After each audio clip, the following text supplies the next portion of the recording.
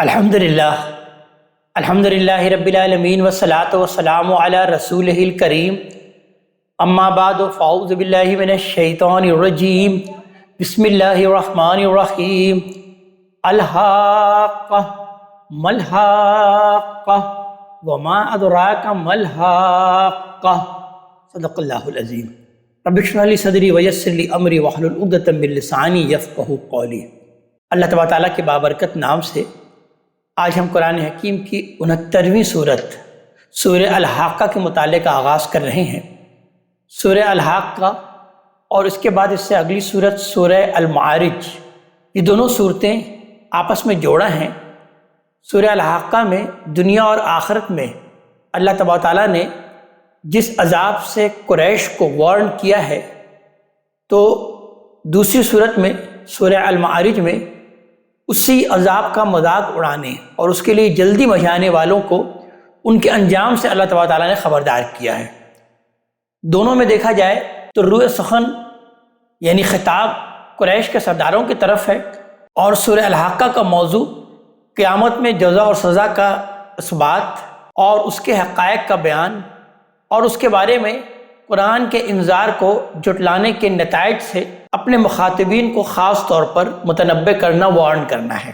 آئیے اس مختصر سی تمہید کے بعد اب ہم مطالعے کا آغاز کرتے ہیں۔ ارشاد ہوتا ہے بسم اللہ الرحمن الرحیم الحاقہ، حق ہو جانے والی، ہونی شدنی، یعنی لفظ جو الحاقہ آیا ہے یہ در حقیقت قیامت کے ناموں میں سے ایک نام ہے، اور اس کے معنی ہے وہ چیز جو ہو کر رہے گی، جس کا واقع ہونا عقلی اور اخلاقی لحاظ سے لازم ہے، جو بالکل اٹل ہے اور بالکل قطعی ہے۔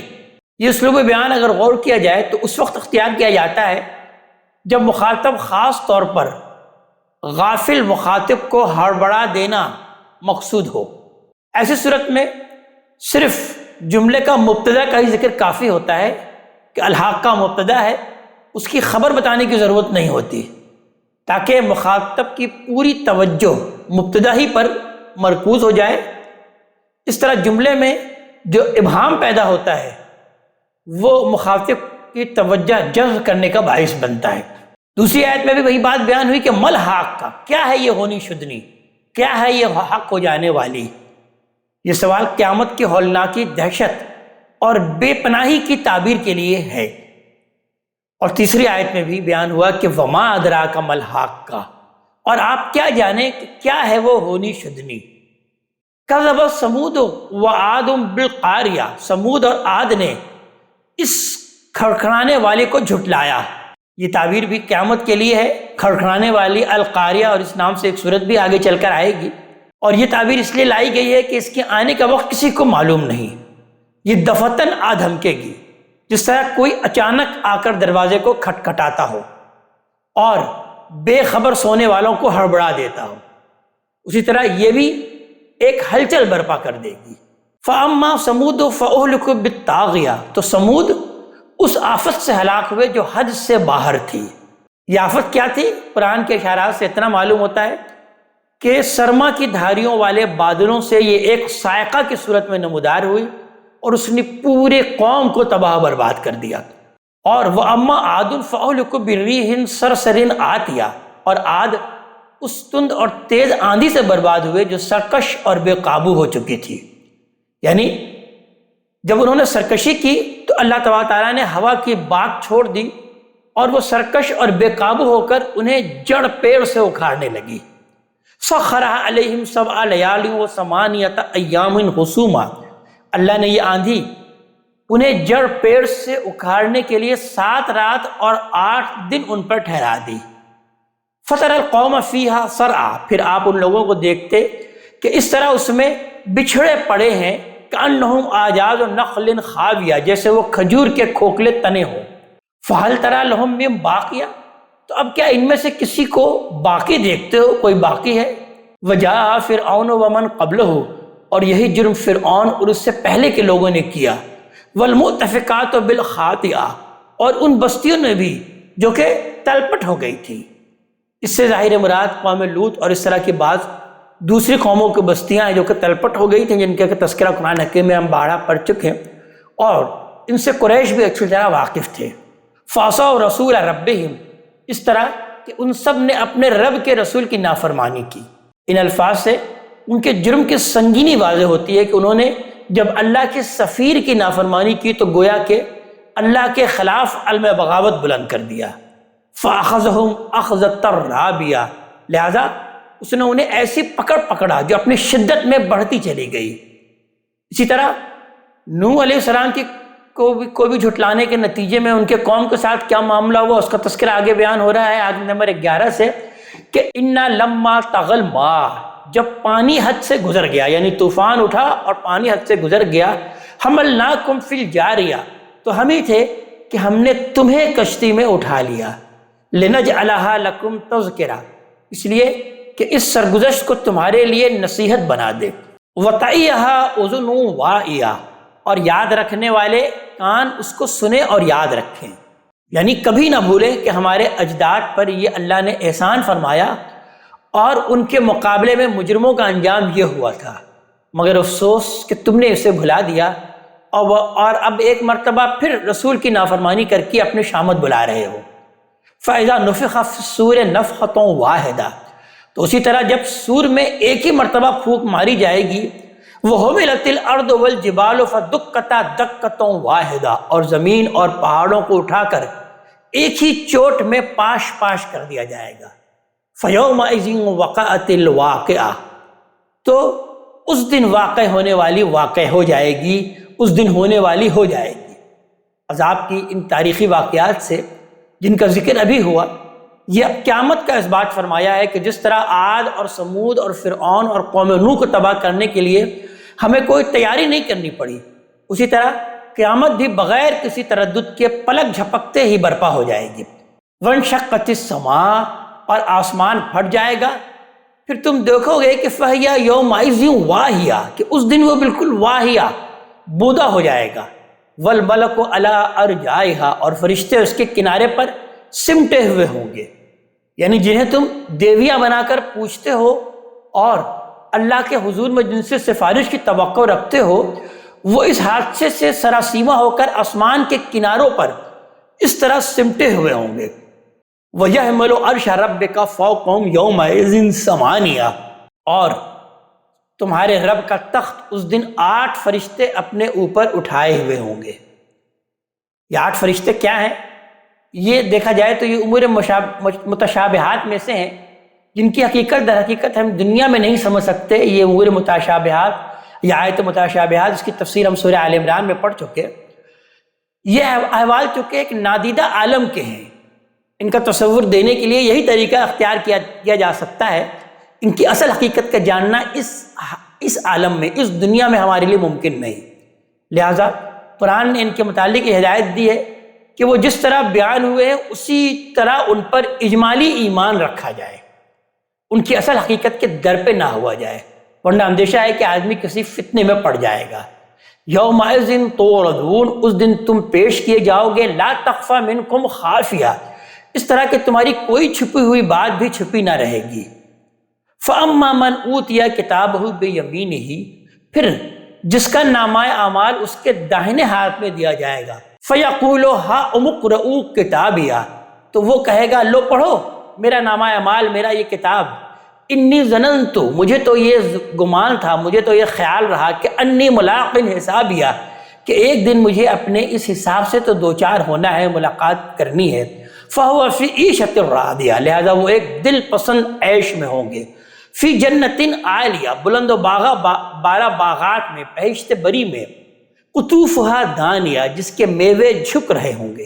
یعنی ایک دیکھا جائے تو ایک خوبصورت تقابل ہے کہ جنت کے لیے عالیہ اور اس کے پھلوں اور خوشوں کے لیے دانیہ کے الفاظ آئے ہیں، یعنی باغ تو بلند ہوں گے لیکن ان کے پھل اور خوشے کھانے والوں کے لیے جھک رہے ہوں گے، ان تک پہنچنے میں کسی کو کوئی دقت پیش نہیں آئے گی۔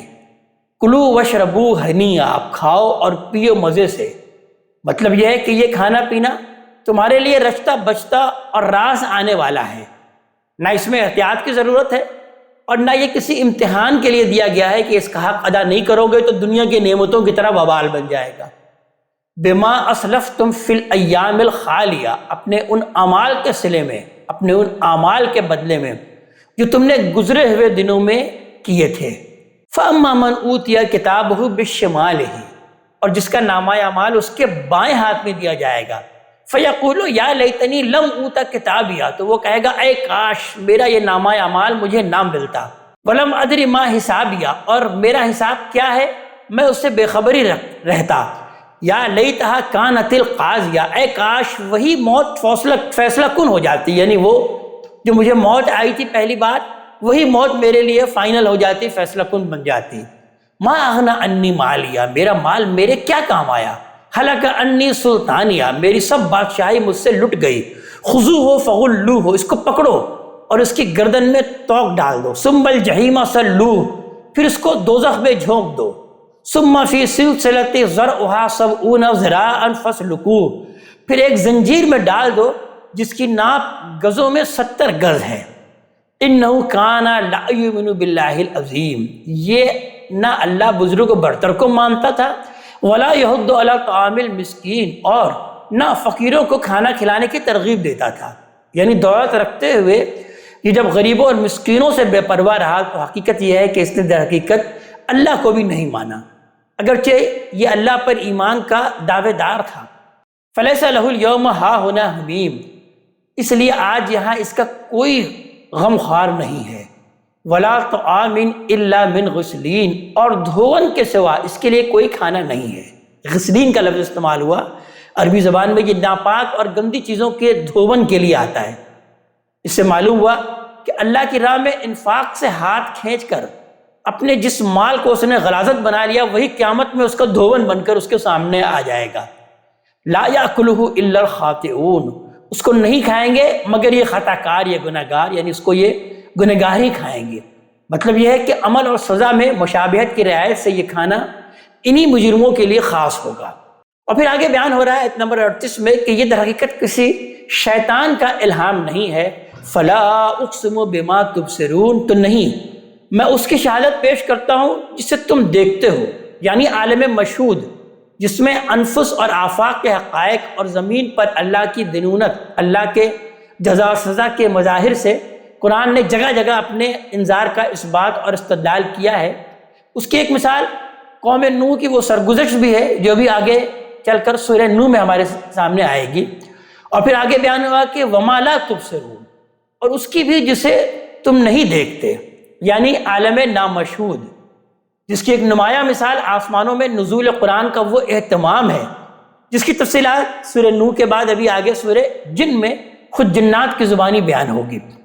اور پھر بیان ہوا آیت نمبر 40 میں کہ انہو لقول رسول کریم، بے شک یہ ایک رسول کریم کا کلام ہے۔ رسول کریم سے مراد یہاں پر جبریل امین علیہ السلام ہے۔ مطلب یہ ہے کہ اس کو کسی شیطان نے نہیں بلکہ اللہ کے ایک معزز فرشتے جبریل علیہ السلام نے الہام کیا ہے، جن کے کسی الہام میں کوئی شیطان کبھی بھی دراندازی نہیں کر سکتا۔ اور وما ہوا بقول شاعر، اور یہ کسی شاعر کا بھی کلام نہیں ہے۔ قلیلا ما تؤمنون، تم لوگ کم ہی مانتے ہو۔ ولا بقول کاہن، اور نہ کسی کاہن کا کلام ہے۔ قلیلا ما تذکرون، تم لوگ کم ہی سمجھتے ہو۔ یہاں پر لفظ قلیلا ما تذکرون آیا ہے، پچھلے جملوں میں قلیلا ما تؤمنون کے الفاظ آئے ہیں، دونوں میں فعل ارادہ اور فعل کے معنی میں ہے، یعنی مانتا نہیں، ماننا نہیں چاہتا، سمجھنا نہیں چاہتے یہ لوگ۔ یہ دیکھا جائے تو بالکل ٹھیک ٹھیک ان مکذبین کے باطن کی تعبیر ہے۔ اور پھر غور کیا جائے تو ہم یہ جانتے ہیں کہ قریش کے یہ لیڈر اتنے بدذوق اور اتنے بے وقوف نہیں تھے کہ وہ اللہ کے کلام اور اپنے شاعروں اور کاہنوں کے کلام کے فرق کو نہ سمجھ سکیں۔ وہ اس فرق کو خوب سمجھتے تھے اور وقتاً فوقتاً ان کے اندر سچائی کے اعتراف کا جذبہ بھی ابھرتا رہتا تھا، لیکن نفس کی خواہشوں کے بوجھ تلے یہ جذبہ اس طرح دبا ہوا تھا کہ اول تو یہ ابھرتا ہی بہت کم تھا، اور اگر کبھی ابھرتا بھی تو اتنا ضعیف ہوتا کہ وہ زندگی میں کوئی مؤثر تبدیلی نہ لا سکتا۔ بس کوئی ایسا ہی خوش قسمت ہوتا تو وہ اپنے نفس کے حجابات سے نکلنے میں کامیاب ہو جاتا۔ تنزیل من رب العالمین، یہ رب العالمین کی طرف سے نازل ہوا ہے۔ ولا تقول علینا بعض الاقاویل، ہمارا یہ پیغمبر اگر اپنی طرف سے کوئی بات ہم پر بنا لاتا، لاخذنا منہ بالیمین، تو ہم اس کو قوی ہاتھ سے پکڑ لیتے، ثم لقطعنا منہ الوتین، پھر اس کی رگ گردن کاٹ دیتے، فما منکم من احد عنہ حاجزین، پھر تم میں سے کوئی ہمیں اس کام سے روک نہ سکتا تھا۔ یہ در حقیقت قریش کے اس الزام کی تردید بھی ہے جو وہ نبی کریم صلی اللہ علیہ وآلہ وسلم پر لگاتے تھے کہ یہ سب کچھ آپ اپنے جی سے گھڑ کر پیش کر دیتے ہیں، اور ان کے اس مطالبے کا جواب بھی ہے کہ اس قرآن کو ہم سے منوانا ہے تو اس کے سوا کوئی اور قرآن لاؤ، یا کم سے کم اس میں ایسی تبدیلی کر دو کہ یہ ہمارے لیے قابل قبول ہو جائے۔ تو اس لیے آگے بیان ہوا آیت نمبر 48 میں کہ وَإِنَّهُ لَتَذْكِرَةً لِّلْمُتَّقِينَ، یہ تو در حقیقت ڈرنے والوں کے لیے ایک یاد دہانی ہے۔ وَإِنَّا لَنَعْلَمُ أَنَّ مِنكُم مُّكَذِّبِينَ، ہم خوب جانتے ہیں کہ تم میں اس کے جھٹلانے والے بھی ہیں، یہ اسی طرح جھٹلاتے رہیں گے۔ وَإِنَّهُ لَحَسْرَةٌ عَلَى الْكَافِرِينَ، یہ قیامت میں ان منکروں کے لیے یقیناً ایک پچھتاوا بن جائے گا۔ وَإِنَّهُ لَحَقُّ الْيَقِينَ، اس میں شبہ نہیں ہے کہ یہ ایک یقینی حق ہے۔ تو اس لیے پھر آخری آیت میں بیان ہوا کہ اے نبی کریم صلی اللہ علیہ وسلم آپ انہیں چھوڑیں اور آپ تو فَسَبِّحْ بِاسْمِ رَبِّكَ الْعَظِيمِ، اس لیے آپ اپنے رب عظیم کے نام کی تسبیح کرتے رہیں۔ اس طرح کے حالات میں یہی تسبیح ہے جو داعی حق کے لیے صبر اور استقامت کا ذریعہ بنتی ہے۔ اب آئیے اگلی صورت سورہ المعارج کا مطالعہ کرتے ہیں۔ جیسا کہ میں نے عرض کیا کہ یہ پچھلی صورت سورہ الحاقہ کا مضمون کے اعتبار سے جوڑا ہے، لہذا اس کی مضمون کی مشابہت بھی ہمارے سامنے آ جائے گی۔ اس کا جو خاص موضوع ہے وہ قیامت کو استہزاء کا نشانہ بنانے اور ان کے لیے جلدی مچانے والوں کو ان کے انجام سے خبردار کرنا ہے، اور نبی کریم صلی اللہ علیہ وسلم کو ان کے مقابلے میں صبر کی تلقین کی ہدایت اس کے اندر خاص طور پر کی گئی، اور ان کو یہ بتایا ہے کہ جنت میں حسن عمل کی جزا ہے، اچھا عمل جو کرے گا اسی کو اس کا بدلہ ملے گا، اس سے محروم کوئی شخص خواہ وہ عرب ہو یا عجم ہو اللہ کی اس ابدی بادشاہی میں ہرگز داخل نہیں ہو سکے گا، جنت میں وہ ہرگز داخل نہیں ہو سکے گا۔ آئیے مطالعے کا آغاز کرتے ہیں۔ ارشاد ہوتا ہے بسم اللہ الرحمن الرحیم، سأل سائل، بہت جلدی مچائی ہے ایک جلدی مچانے والے نے۔ لفظ غور کیا جائے تو سأل سوال استعمال ہوا ہے، لیکن اس کا جو پری پوزیشن ہے چونکہ آیت میں با آیا ہے، اس لیے عربیت کی روح سے جب اس کے بعد با آتا ہے، یہ پریپوزیشن استعمال ہوتا ہے، تو اس سے عجلت یا استہزاء کے مفہوم پیدا ہو جاتا ہے، یعنی وہ مذاق اڑانے کے لیے جلدی مچاتے ہیں اور کہتے ہیں کہ وہ عذاب کہاں رہ گیا، ابھی تک آیا کیوں نہیں، ہم کب سے اس کے ڈراوے سن رہے ہیں، یعنی وہ چڑھا تو تھا پتہ نہیں کہاں رک گیا، ابھی تک آ نہیں رہا، ابھی تک ہم تک پہنچا نہیں۔ تو سأل سائل کہ بہت جلدی مچائی ایک جلدی مچانے والے نے، بے عذابی واقع، اس عذاب کے لیے جو آ کر رہے گا، جو واقع ہو کر رہے گا، للکافرین لیس لہ دافع، ان منکروں پر اسے کوئی ہٹا نہ سکے گا، من اللہ ذی المعارج، وہ اللہ کی طرف سے آئے گا جو عروج کے زینوں والا ہے۔ یہ اللہ کی بلندی بارگاہ کی تعبیر ہے، اس سے مقصود یہ بتانا ہے کہ اس کے فیصلے اس کی شان کے مطابق صادر ہوتے ہیں اور اس کی بارگاہ کے لحاظ سے صادر ہوتے ہیں، انہیں ان انسانوں کے جذبات اور خواہشات اور توقعات پر ہرگز قیاس نہیں کرنا چاہیے۔ پھر آگے بیان ہو رہا ہے کہ یہ ہر چیز کو اپنے پیمانوں سے ناپتے ہیں اور پھر جلدی مچا دیتے ہیں۔ انہیں اے محمد صلی اللہ علیہ وسلم بتائیے کہ تعرج الملائکۃ والروح الیہ فی یوم کان مقدارہ 50,000 سنہ، فرشتے اور روح الامین 50,000 سال کے برابر، یعنی تمہارے حساب سے 50,000 سال کے برابر ایک دن میں اس کے حضور چڑھ کر پہنچتے ہیں۔ یہاں پر روح سے مراد یقیناً جبریل امین ہے، وہ تمام ملائکہ کے سردار ہے، جیسا کہ تذکرہ صاحب کے صورت میں بھی ہوا، اور یہاں عام کے بعد خاص کا یہ ذکر ان کے اسی مرتبے کے پیش نظر ہے کہ وہ تمام ملائکہ میں ممتاز ہیں۔ دیکھا جائے تو یہ امور بھی متشابہات میں سے ہے جن کی پوری حقیقت ہم یہاں نہیں سمجھ سکتے، لیکن مطلب یہی ہے کہ انہیں اللہ کے اپنے پیمانوں سے نہیں ناپنا چاہیے۔ اس کی سلطنت میں دن 50,000 سال کے بھی ہوتے ہیں۔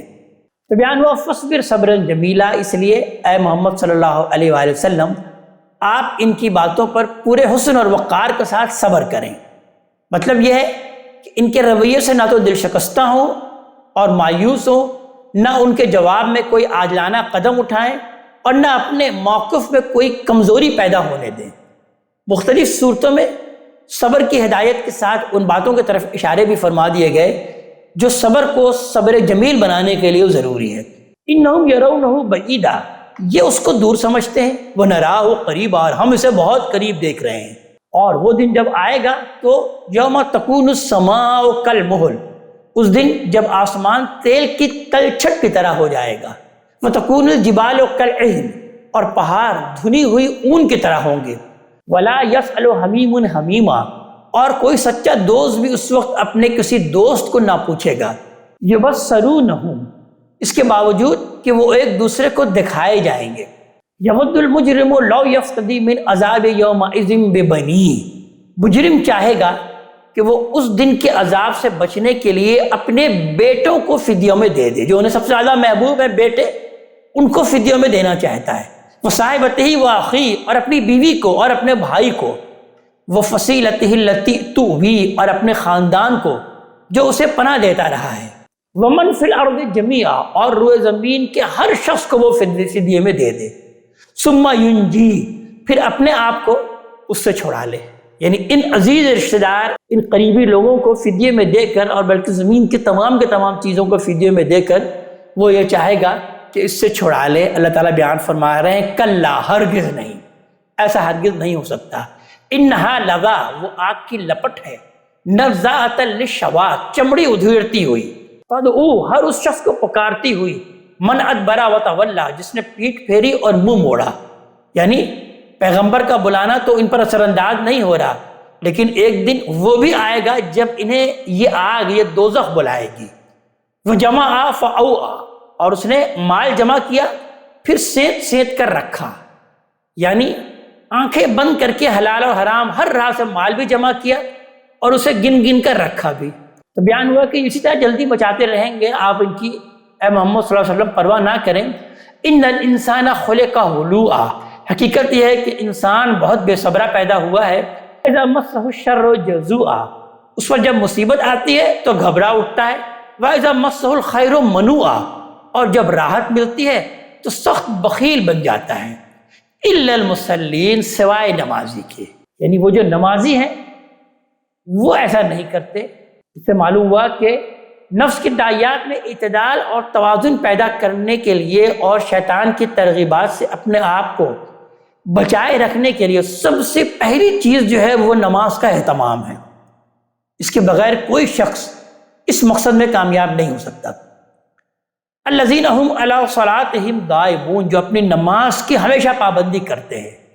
پابندی کے ساتھ تھوڑا عمل اس عمل سے کہیں زیادہ بابرکت ہے، جو اگرچہ مقدار میں تو زیادہ ہو لیکن وہ محض وقتی اور ہنگامی ہو۔ اس لیے یہاں پر لفظ دائمون آیا کہ پابندی سے نماز ادا کرتے ہیں۔ دیکھا جائے تو دین کا جو عام مطالبہ ایک مسلمان سے ہے، اگر وہ اسی کو پابندی اور تسلسل کے ساتھ پورا کرے تو اس کے عمل میں جو برکت ہوگی وہ ان لوگوں کے عمل میں نہیں ہوگی جو کبھی کبھی تو بڑے نمازی بن جاتے ہیں لیکن پھر اس طرح بھول جاتے ہیں کہ مسجد کی صورت بھی نہیں دیکھتے۔ والذین فی اموالہم حق معلوم، جن کے مالوں میں ایک مقررہ حق ہے، للسائل والمحروم، سائل اور محروم کے لیے۔ والذین یصدقون بیوم الدین، جو روز جزا کو برحق مانتے ہیں۔ والذین هم من عذاب ربہم مشفقون، جو اپنے رب کے عذاب سے ڈرتے رہتے ہیں۔ ان عذاب ربہم غیر مامون، اس لیے کہ ان کے رب کا عذاب ایسی چیز نہیں ہے کہ اس سے کوئی نڈر ہو جائے۔ والذین هم لفروجہم حافظون، جو اپنے شرم گاہوں کی حفاظت کرتے ہیں۔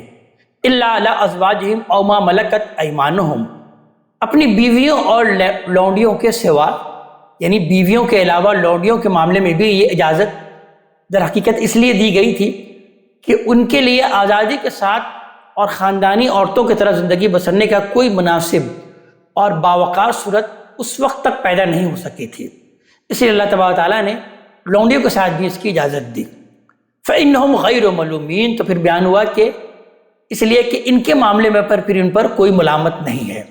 لیکن فمن ابتغى وراء ذلک، ہاں جو اس کے آگے کچھ اور چاہیں گے، فاولئک هم العادون، تو وہی ہیں جو کہ حد سے بڑھ جانے والے ہیں۔